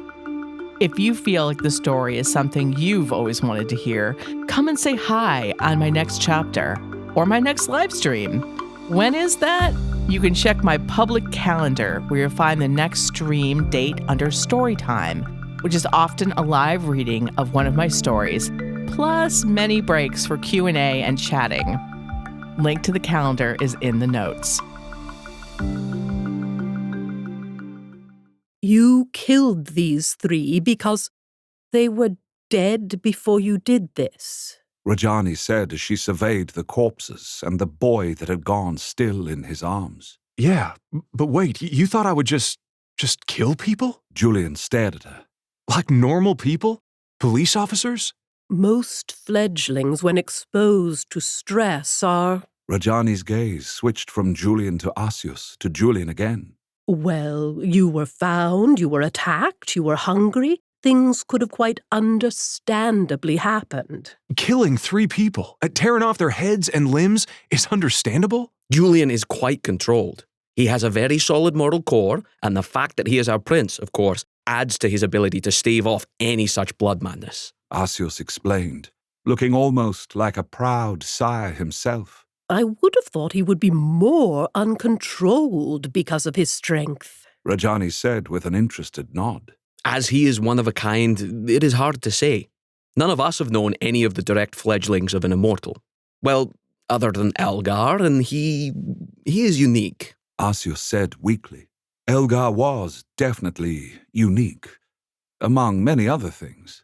Still, for one so very young, he is amazingly calm, especially covered in blood like that. Rajani gestured to the gore that was slowly drying on his body. Julian really needed a shower, with Damon preferably, and he actually was hungry now that he thought about it, though the smell of death rising from the boy quelled that. And you were able to get out of the museum and use martial skills as well. Asius continued on with pride. You must have used quite a few gifts. It was weird. I just sort of could. I fought against some of the spies for K-Morn before. It was the same now, but more. Julian answered with a shrug. Our prince is controlled and skilled. One wonders what he will be able to do as he grows. Rajani mused. Guys, I'm here. Hello? Julian reminded them, and then he shook the boy corpse. And so is Callie. Arceus and Rajani regarded the dead child with vampiric interest. Their silver eyes were glowing softly. They didn't blink. He saw Arceus's nostrils flare. Julian guessed that they knew more about this boy than he did. The boy's eyes flickered between them, though he was not struggling any longer. Callie, Rajani finally said. She spoke the immortal's name as if it had an acidic twist. This cannot be one of the bodies that Callie inhabits. Arceus stated. This isn't one of Callie's forms. Just a poor dead boy that Callie unearthed from his grave after his parents, his family, his friends put him into the ground not that long ago for the long sleep. Julian spat out. Until you had him crawl out again, you bastard. Callie regarded him silently.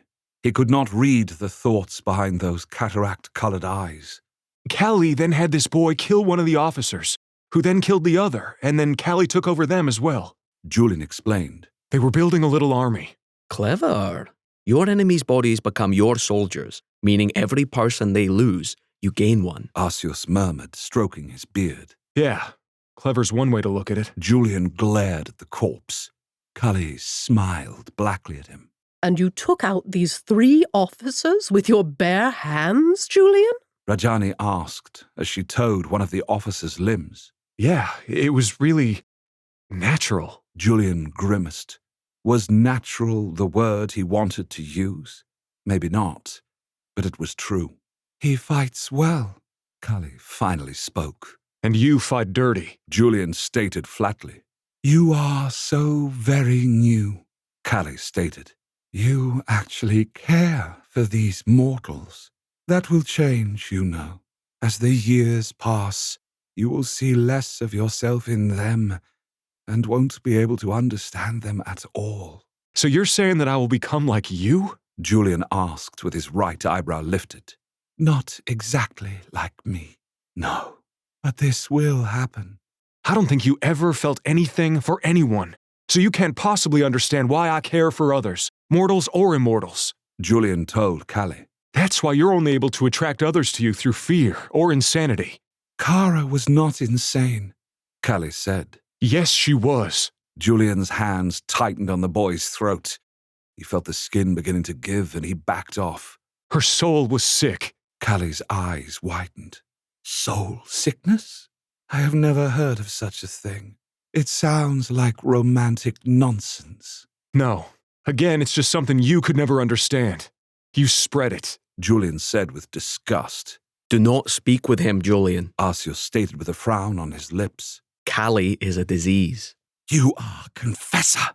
To speak to an immortal so disrespectfully, you will have to be excommunicated. Callie hissed. A new order is rising, Callie. You will not even be mentioned. Arceus said. Not even as its devil? Callie mocked. No, you're not so important. Arceus said, and those words seemed to actually cut Callie. Callie went silent. Perhaps you should just end this thing like you did the others, Julian. Rajani suggested. Speaking of the others, all of this will have to be cleaned up. Can you clean this up? Julian asked. There's so many dead, and... Rajani touched his arm. We can handle this. Do not distress yourself. We will only be revealed when King Damon wishes it. See? She gestured back towards the grounds. The cops were back in position, watching the museum as if there was nothing else of any interest going on, including the pool of blood and body parts he was surrounded by. Will they really remember none of this? Julian asked. They really won't. Rajani stated. It is human technology that is more problematic. Yeah, a zombie invasion on the 10 o'clock news would be hard to explain away. Julian said with a faint laugh. But people don't really believe what they see these days, do they? Rajani winked at him.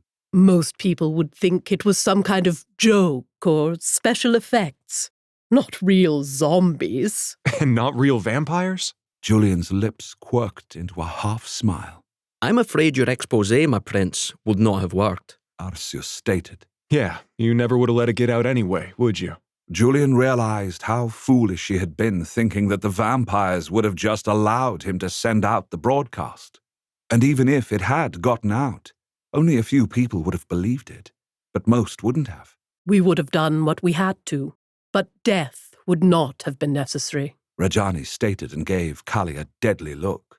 Those deaths fueled more belief in what the heroes said and did than letting them continue on in their fruitless search. He wasn't trying to stop them from exposing the vampires to the world, but Damon City to the vampires.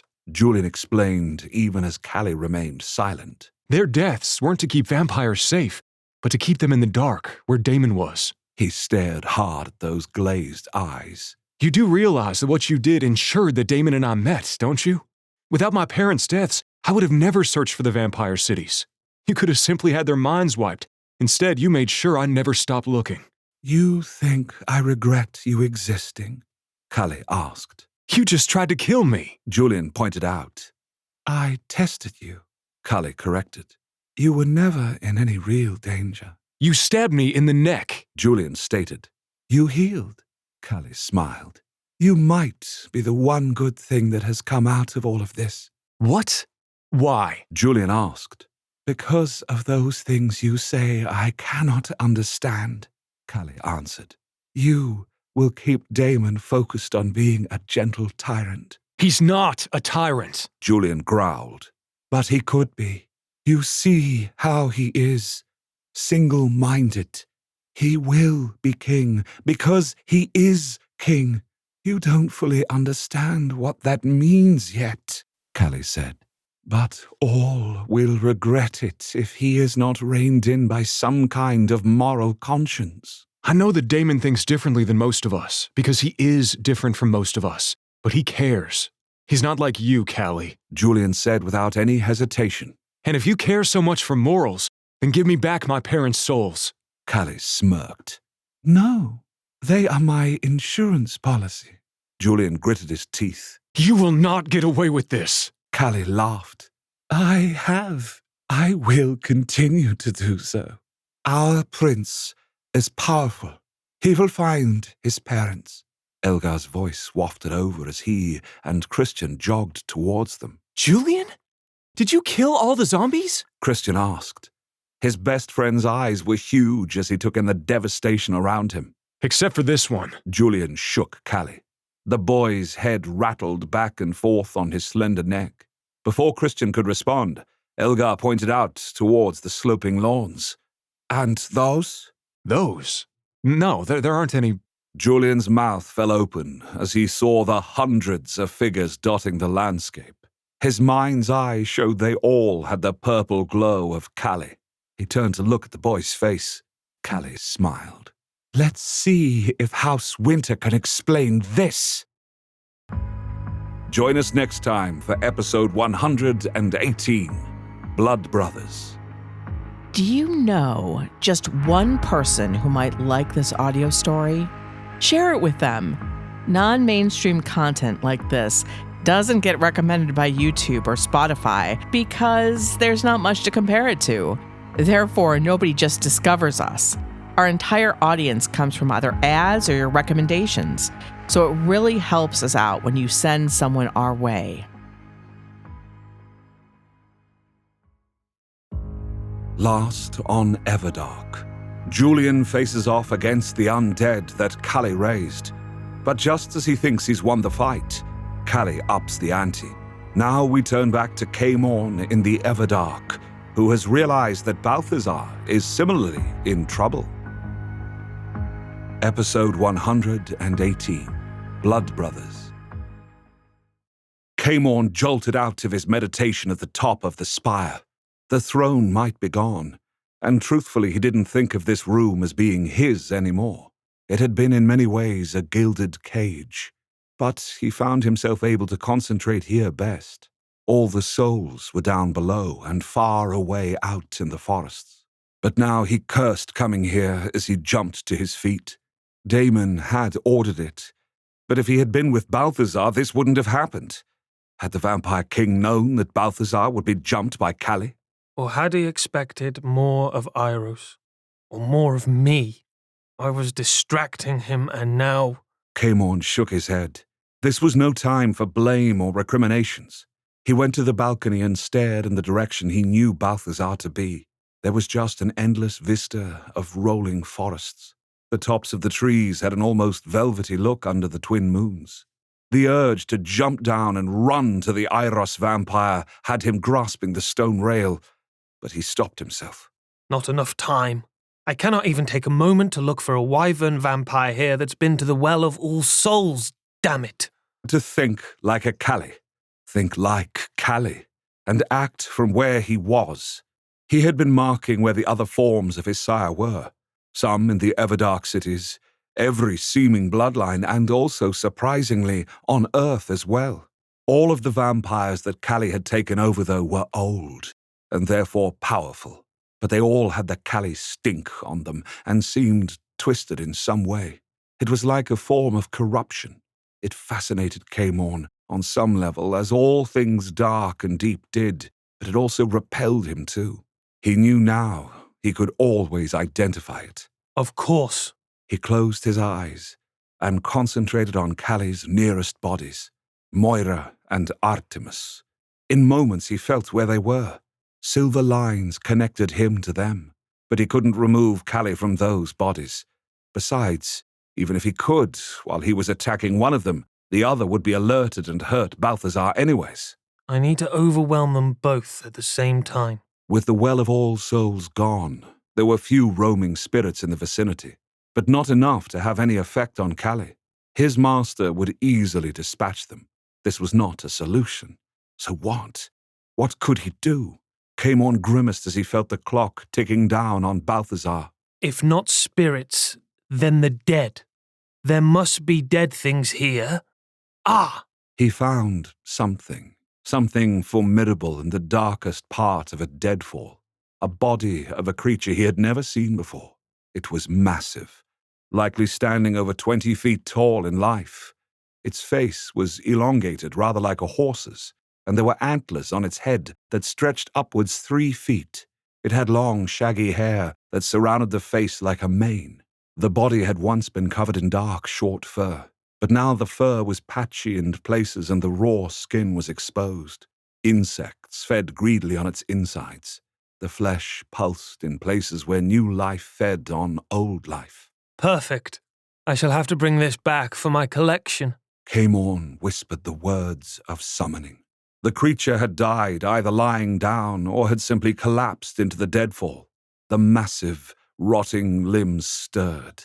There was a low moan as the creature put its 2 gigantic clawed hands on the ground before it and pushed itself upright.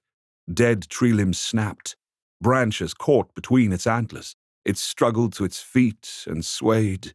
Sweat broke out on Camorn's forehead. He had never summoned from so far away.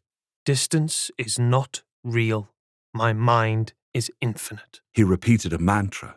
Ironically, Artemis had taught him. A few deep breaths, and he took a firmer hold on the creature. He allowed his consciousness to merge with the beast's body. A blue-white light filled the empty eye sockets where maggots squirmed. Camorn could now see with its eyes. He brought one of the clawed hands up to his face. Much of the flesh had fallen off, but the bone beneath was sound. This creature could do damage.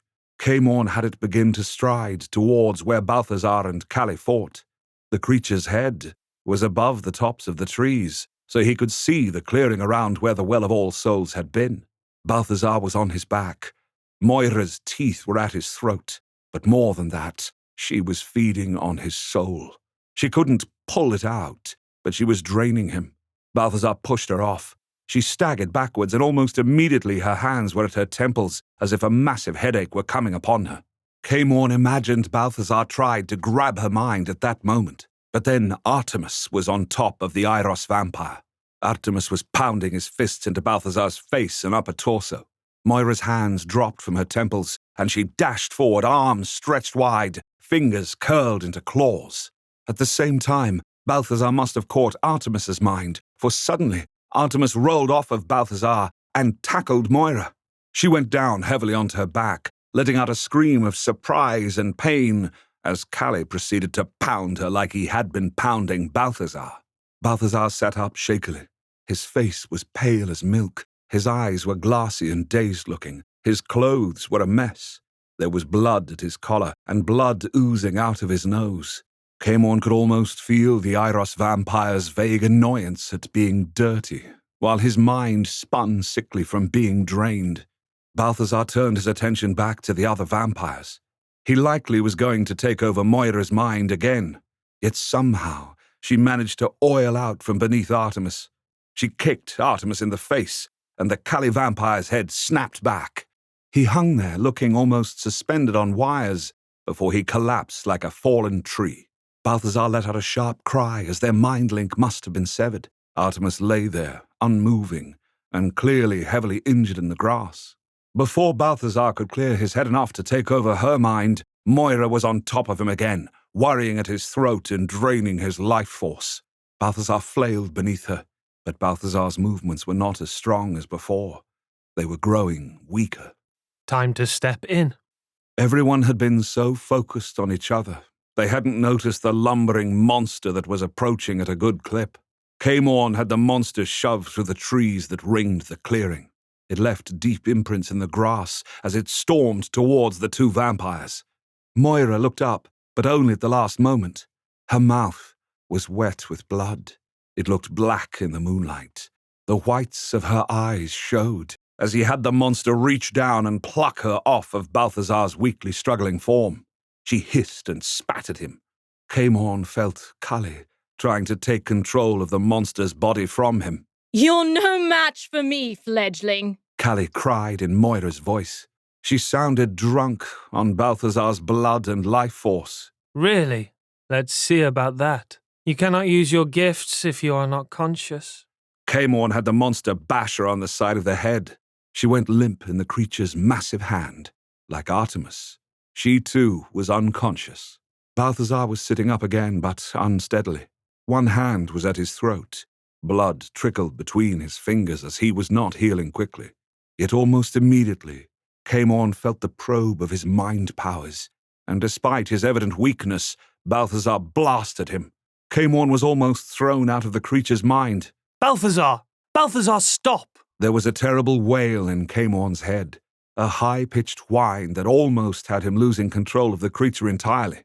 It went down onto one knee, beginning to fall back into full death. His view through the creature's eyes narrowed to a dark tunnel. Stop, Iros! Caemorn yelled. It's me, Caemorn. The psychic wail in his head abruptly did stop. The silence was almost deafening. He felt like he might vomit. "Oh, damn it, Caemorn!" Balthazar cried in a voice that sounded rather distant, not as focused as before. "What is that thing you're wearing?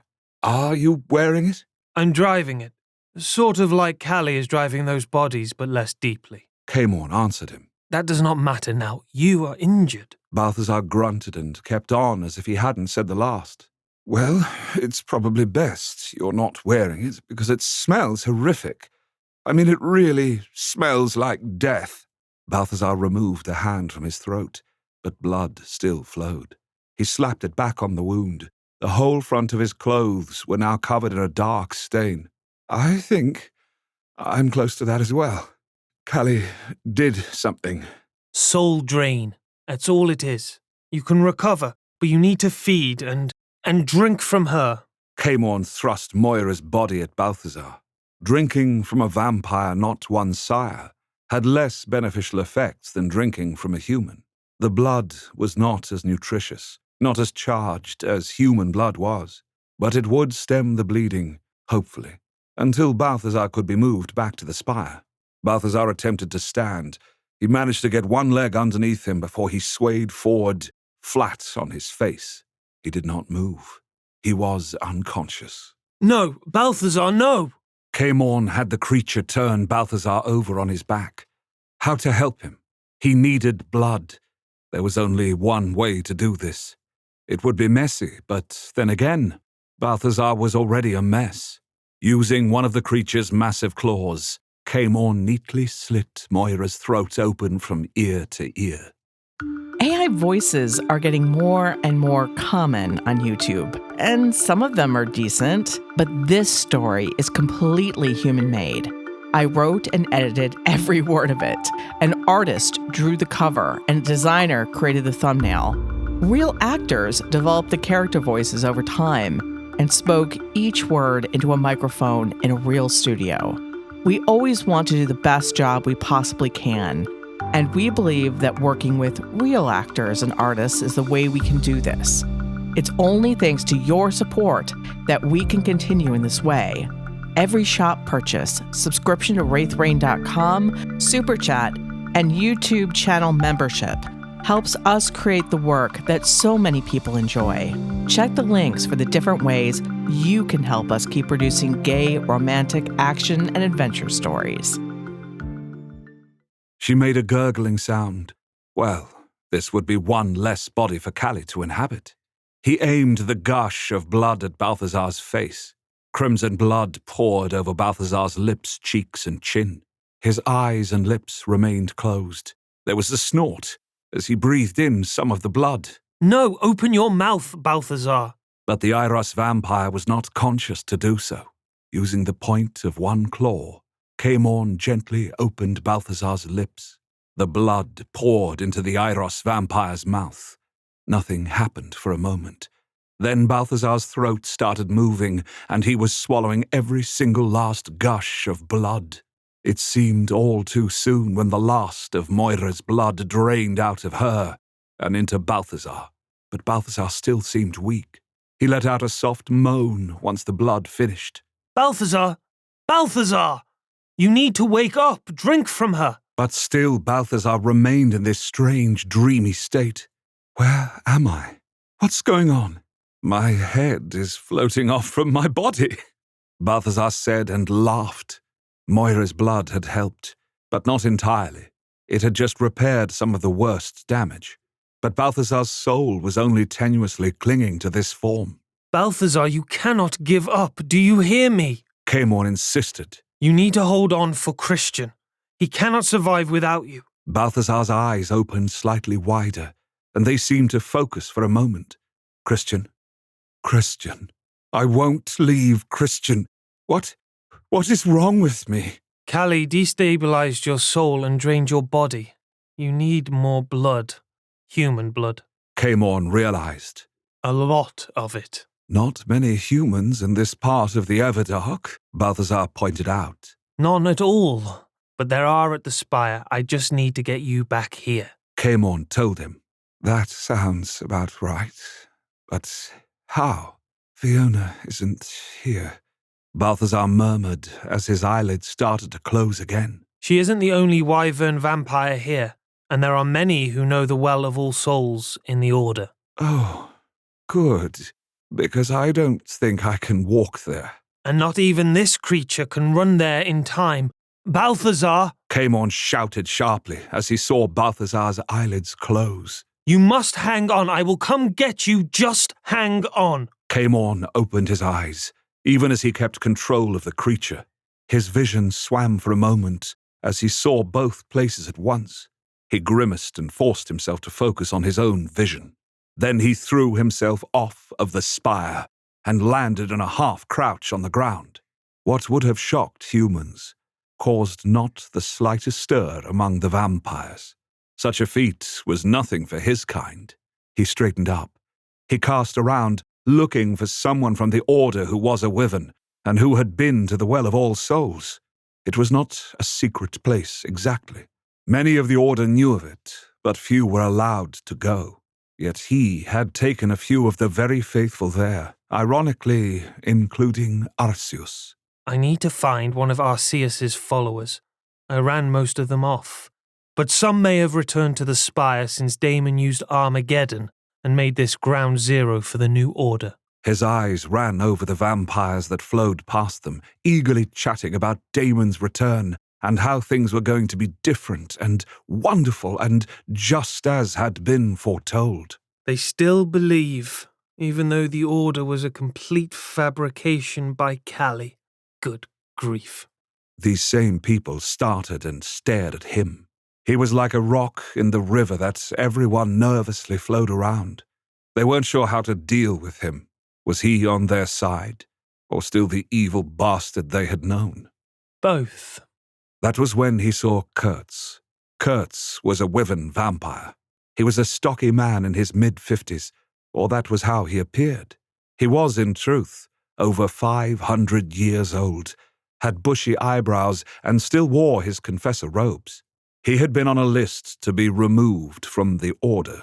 Caemon was going to accuse him of sacrilege, because he had known that Kurtz was a true believer, but not a believer in him, and therefore Callie. They were not friends. Kurtz! Caemon called as he jogged over to the wyvern vampire. He felt the air stir and guessed Kurtz was about to teleport away from him. Wait! Balthazar, Iros is in danger. I need you to take me to the Well of All Souls. Kurtz paused in mid-motion. He narrowed his eyes at Caemon and snorted. Are you expecting me to believe that you are helping Balthazar? I am. Caemon skidded to a stop in front of him. He wanted to grab the man and, if only he had Iros's powers, he could have made Kurtz take him. His vision flickered to the creatures. Balthazar's eyes were closing again. Hang on, Balthazar. Don't give Callie the satisfaction of killing you. Again. Damn you, Caemon. Balthazar chuckled feebly. You know just where my soft spots are. Yes, and I'm going to poke the living hell out of them to keep you here. Caemon told him. Kurtz's lips writhed back from his teeth. You should be in a cage. Caemon narrowed his eyes at him. I serve King Damon just like you. He trusts me to be here. But why is he not here now to save Balthazar? Why did he leave us alone? He must have known this would happen. Camon thought. You've always served whomever you thought could promote you. Our king will not. You were never a believer. You twisted the order to your own purposes. Fine, yes, true, all true, and I served Callie, my sire. Camon blurted out. But no longer, and if you do not help me, Balthazar may have his second death. He had a moment of dizziness as the view from the creature's eyes subsumed his own. The world kept flickering between the two places, and then he smelled the creature. Balthazar was right, I smelled dead. Kurtz scowled. I do not believe you. Everything is dim, Camon. Is this what death is like? Balthazar asked. I cannot remember the other time this happened. You are not dying. Christian needs you. My Christian. I love him more than anything, you know, Balthazar said. Yes, I know, and you will be with him forever. Hold on. Kurtz, you will do as I say, or I will strip your soul from your body and make that body do a jig. I need to save my blood brother. Camon snarled. Kurtz's eyes went huge, but it wasn't from the threats, but from the blood brother statement. What do you mean? Please, Kurtz, please. The last word was agony to say normally. He had not said it in a long time, but he meant it now. Please is the magic word. He thought nearly hysterically. Kurtz slowly nodded. He extended a hand. Camon took it. They teleported to Balthazar's side. Kurtz jerked back when he saw the creature that Camon had summoned. It truly was hideous and terrifying. Definitely museum material. You were not lying. Kurtz sounded almost shocked by the fact. No, I was not. Camon gritted his teeth. His lack of truthfulness in the past would cause this to happen again and again. He would have to earn people's trust from the ground up. Now, Kurtz, teleport the three of us back to the spire directly to where the humans are being kept. Kurtz moved to touch Balthazar's form, when Camon heard a faint moan from Artemis. He had totally forgotten about him. Wait! Camon shouted. He dashed over and picked up Callie's body and brought him over to Balthazar's side. Now, take us all. Just before they teleported, Camon released the creature. The body toppled over. He would come back for it later. Right now, he needed all of his focus. Kurtz gripped the three of them, and there was that sickening lurch as they teleported. They were not in the same area that they had left from, but by the dormitories where the humans were being kept. Teleport him, Camon indicated Artemis, into the dungeon beneath the spire. Do it quickly. Kurtz nodded with alacrity. He and the still unconscious Callie disappeared. Camon then picked up Balthazar, cradling the other vampire in his arms, and stormed into the dormitory. He marched over to the first room that contained a human. She stood up, nervously. You need to feed him. All you can give. Camon told her. She gave a brief nod. He set Balthazar on the bed, but he didn't step back. Instead, he kept a hand on Balthazar's shoulder and reached for his soul. Balthazar's head shot towards him. Their eyes met, and Camon felt Balthazar read every thought in his head. A widening of Balthazar's eyes was followed by a faint smile. This is why. Balthazar's voice was whispery soft as the woman offered her wrist to him. What is why? Camon asked. Balthazar licked papery dry lips. Damon knew. Knew? That we... Oh, God, I cannot believe I'm saying this. You are always talking. You need to feed. This conversation can... That we need each other. Balthazar interrupted him. Camon froze. He thought of what he had said to Kurtz about Balthazar being his blood brother, about his own desperation to keep Balthazar alive. He hadn't once thought of being blamed for Balthazar's death or for any glory he'd received by saving the other vampire. No, he had just wanted to save him. Had to save him. Balthazar drew the woman's wrist to his lips and started to drink. Camon fed some of his own energy into Balthazar to anchor his soul more firmly in his body. In his mind, he heard Balthazar say, Damon really is king. To bring us together? Camorn snorted. He really is a god. Join us next time for episode 119, Vampires vs. Zombies. Do you have opinions about this episode? Do you have something to say about the characters' choices? Don't be afraid to leave a comment on either YouTube or, finally, Spotify. We always want to know what you think.